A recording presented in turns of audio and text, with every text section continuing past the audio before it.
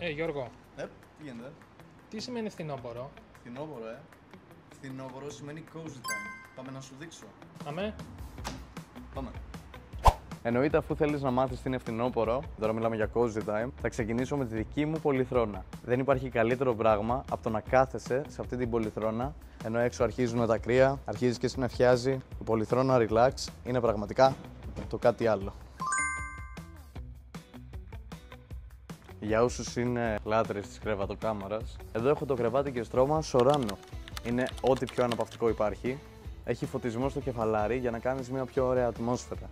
Επίσης, έχει θύρα USB για φόρτιση. Έχει 5 ζώνες στήριξης, περιμετρική ενίσχυση και ενσωματωμένο ανώστρωμα. Αν το χρειάζεσαι, έχει αποθηκευτικό χώρο. Πρόσεξε τι θα βάλεις εδώ μέσα. Έλα και εσύ να ξαπλώσεις αυτό το στρώμα και θα καταλάβεις τι εννοώ.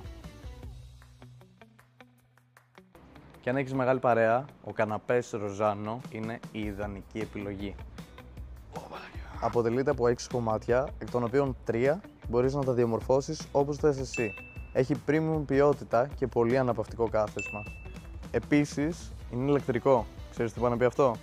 Πάει να πει ότι οι ύπνοι σου μόλις γίνανε πάρα πολύ χαλαρωτικοί. Έχει ενσύρματη και ασύρματη φόρτιση για το κινητό σου. Έχει υποτηρωθήκες και έχει και αποθηκευτικό χώρο. Πώς σου φαίνεται? Καλό φαίνεται. Καλό φαίνεται. Έλα εδώ και κάτσε. Για πες.